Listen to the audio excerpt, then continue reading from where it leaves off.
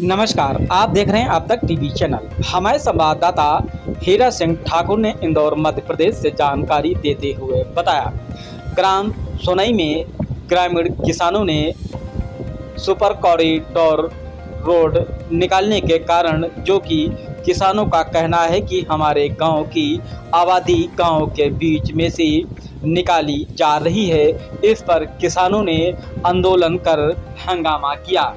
क्या कुछ कहा, आइए चलते हैं हमारे संवाददाता के साथ। जय जवान जय किसान, जोर जुल्म की टक्कर में संघर्ष हमारा नारा लाया भी गया। जब भी हम लोग गए एग्रीमेंट के ऑफिस में तो हमें सिर्फ आश्वासन दिया है, आज तक स्पष्ट रूपरेखा हमें दिखाई नहीं गई। पर उन्होंने टीएनसी डाइवर्शन करवाना बंद कर दिए, एनओसी देना बंद कर दी और हमारे गांव के जो सर्वे नंबर है उन्हें ओपन करके ये दिखा दिया कि ये जमीन जो है हम ले रहे हैं और किसी भी हाल में हम लेकर रहेंगे। हमने उनसे निवेदन किया, बार बार किया, लगातार 2 साल हुए कि आप इस योजना को लाइए, लेकिन जहाँ खाली जमीन पड़ी है वहाँ इसे ले जाइए। बाबूजी, मैं आपके संज्ञान में एक बात डाल देता हूँ कि आज से 20 से 25 साल पहले हमारे गाँव में लगभग 200 से 250 बीघा जमीन। आज यहाँ पर सोनवाई गांव के अंदर किसान आंदोलन किया जा रहा है। किसान आज आपने धरना प्रदर्शन किया, किस प्रकार से किया? आज हमने ग्राम सोनवाई के अंदर किसान संघर्ष समिति सोनवाई के बैनर तले इकोनॉमिक कॉरिडोर के विरोध में धरना प्रदर्शन रखा है, क्योंकि इकोनॉमिक कॉरिडोर आने से हमारे गांव के आवासीय क्षेत्र जो है पूरा उसमें सम्मिलित हो रहा है। इससे पूर्व में भी हमारे गांव की ज़मीन जो है, चाहे रेलवे की बात करें, कलघाट 4 line, NH3, Pithampur road, high tension, railway, STI, ऐसी दर्जनों स्कीमों में रिक्वायर कर ली गई है। अब बची जो ज़मीन शेष है, तो हम लोगों को पुनर्वास जैसा काम है, हमारे बढ़ते आबादी या फिर हमारी ज़रूरत लालन पोषण के लिए कुछ ज़मीन हमारे पास बची है, वो भी इकोनॉमिक कॉरिडोर के अंदर इस योजना में आ रही है। हम उनसे निवेदन कर रहे हैं कि ये ज़मीन जो है, ये आवास जो क्षेत्र है, ये कहीं छोड़ दें, क्योंकि सोनवाई की ज़मीन की दिशा इस टाइप से है, पीतमपुर और NH3 के बीच की जो ज़मीन सोनवाई की आती है वो मात्र 1 किलोमीटर की है। 1 किलोमीटर के अंदर 7-8 दर्जन या 7-8 योजनाएं पहले ही लागू हो चुकी हैं। उसमें कम से कम 500 लोग, 500 परिवार या 500 घर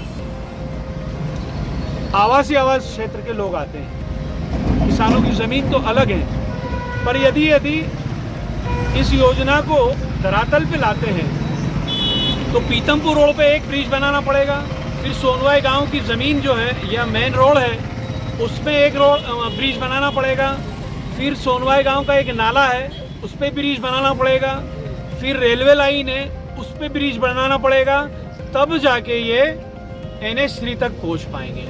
यानी 1 किलोमीटर में 5 पुल, और पुल की भी हाइट बहुत ऊंची जाएगी, तो उस पुल के सामने जो हाई टेंशन है वो आ जाती है, और NH3 और रेलवे की दूरी में, क्योंकि 200 फीट की दूरी पे है, उसको कैसे बनाएंगे मुझे तो मालूम नहीं कि किस इंजीनियर ने इसको प्लान करा है। तो ये बहुत सारी संगतियां हैं। तो हमारा निवेदन है सरकार से कि हमारे साथ में न्याय करें, इस योजना से हमारे गांव को सुरक्षित रखें, मुक्त रखें, और हमें हमारे जीने का साधन जो है हमारे पास उसको सुचारू रूप से दें। और आप किसान प्रशासन से क्या चाहते हो? आपकी प्रशासन से हम ये चाहते हैं कि जो स्कीम आपने बनाई है धरातल पे देखें। आप बताएं, 1 किलोमीटर गांव को क्रॉस करने के लिए ने मेरे हिसाब से, मैं कहूँगा मेरी भाषा में, कि 40 डिग्री लगभग उससे भी ज़्यादा है उसने टर्न दे दिया है सोनवाई में आके, जो आबादी क्षेत्रों को डिस्टर्ब कर रहा है वो। यानी इतनी बड़ी रोड के अंदर 40 डिग्री लगभग उसमें टर्न देना, यहाँ तो ब्रिज भी होंगे तो कई एक्सीडेंट के केस बनेंगे, ऐसी जान का खतरा बना रहेगा, ऐसी बहुत सारी चीज़ें, इन पे सरकार ध्यान दे और किसानों के साथ न्याय करे और इस योजना से इस गांव को बाहर रखे, ताकि आपको आने वाली जो परेशानियों से या हमारी जान पे बनने वाली चीज़ें दूर हो जाए। प्रशासन आपको अगर इस मुद्दे को कब तक रखें कायम? देखिए, प्रशासन अगर हमारी बात को जानते हैं, हमारी बात को सुनते हैं, सुबह आ जाए, परसों आ जाए, 4 रोज बाद आ जाए, हमारे किसान बंधुओं से, यहाँ के निवासियों से बात करें, हमारी समस्या सुने, हम पीछे हट जाएंगे। यदि प्रशासन भी, सरकार प्रशासन दोनों टस से मस नहीं हुआ तो हमारी कोई सीमा नहीं है। हमने अभी 8 रोज का ऐलान करा है, 18 दिन का हो जाएगा, क्योंकि हमें ना यहाँ तो पानी पी के खरीदना पड़ रहा है, ना हमें रोटी खाने के लिए कोई परेशानी है। हमारे घर के लोग रोटी दे जाते हैं, पानी दे जाते हैं। बहुत सारे ऐसे लोग हैं जो दिन भर फ्री रहते हैं। इस हक की लड़ाई के लिए वो कुर्बानी देने के लिए और अपनी जायज़ मांग मनाने के लिए इस धरना स्थल पर मौजूद रहेंगे। आपका नाम? एहसान पटेल, किसान संघर्ष समिति अध्यक्ष सोनवाई। जय जवान जय। एक हफ्ता 10 दिन 15 दिन हो सकता, महीने भर भी चले। अभी हम शांतिपूर्ण तरीके से इस आंदोलन की शुरुआत कर रहे हैं। यदि शासन प्रशासन हमारी मांगों को पूरा नहीं करती है तो फिर हम इसको उग्र भी कर सकते हैं, हम रोड जाम भी कर सकते हैं, हम कलेक्टर ऑफिस का घेराव भी कर सकते हैं। और भी आगे जो कुछ भी हमारे जो वरिष्ठ लोग हमें निर्देश देंगे उस हिसाब से हम पूरे गाँववासी उस चीज़ को आगे करेंगे। जैसे भी सरकार ने एक नियम निकाला है कि गरीबों को घर देना, सारी सुविधा दे, घर मकान वगैरह जो सुविधा देंगे, तो उसमें सरकार आपको यहाँ से आबादी क्षेत्र क्यों हटाना चाहती है? पर यही तो सरकार की मंशा हमें समझ नहीं आ रही है। हमारे गांव में पहले भी HTI company, high tension railway, NH3 के माध्यम से कई ज़मीनें चली गई है। अब हमारे पास तो थोड़ी बहुत ही ज़मीन बची है, हम उसको बचाने के लिए संघर्षित हैं। संघर्ष में पूरा गाँव एकता के साथ में हम लड़ रहे हैं और लड़ते रहेंगे। जिस प्रकार से भी आप यहाँ दिखाया जा रहा है कि गाँव में आबादी सारे पास में कंपनियाँ हैं, कंपनियों से आप लोगों को क्या बेनिफिट है, क्या नुकसान? सर, जो भी ज़मीन है इससे पहले भी हमारी कंपनी वगैरह में गई है। आज तक ना हमारे किसानों को किसी तरह की कोई रोज़गार दिया गया है, ना किसी तरह का उससे हमें लाभ प्राप्त हुआ है। किसी भी तरह से हमें ना तो कोई रोज़गार दिया गया, ना किसी प्रकार से हमें लाभ प्राप्त हुआ है और ना हमें कोई किसी तरह का आगे लाभ प्राप्त होगा। उप सरपंच सद्दाम पटेल हो। हाँ, जैसे उप सरपंच आपने बताया कि उनकी बातचीत की गाँव में कोई फैसिलिटी नहीं लगी है, कंपनियाँ फैक्ट्रियाँ इसलिए लगी है, लेकिन इन कंपनियों कोई फैसिलिटी और भी कुछ किसान है जिनसे हम बात करेंगे। बताइए सर, किस प्रकार से क्या बोलते हैं आप? किसान जो हमारे यहाँ के हैं वो खुद स्वयं आत्मनिर्भर है। पशुपालन के छोटे उनके उद्योग हैं, अपने पशुपालन डेयरियाँ बनी हुई हैं, वो सब इस रोड के योजना के अंदर आ रहे हैं।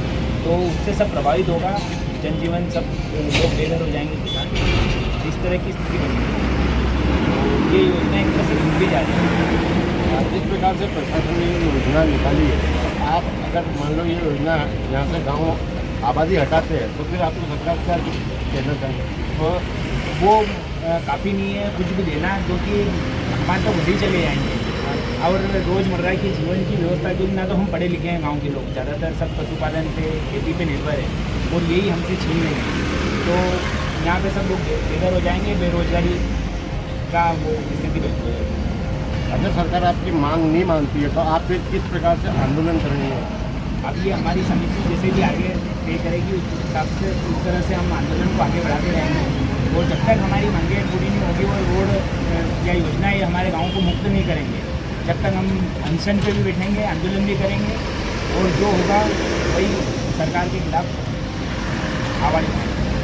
किसान आंदोलन जो आप कर रहे हो, ये कहाँ तक आप पहुँचेंगे कि इंदौर, भोपाल या दिल्ली तक आवाज़ पहुँचाने? दिल्ली तक और संसद भवन तक भी जाना पड़े तो हम जाने से नहीं रोकेंगे। आपका नाम? अजय मंडल।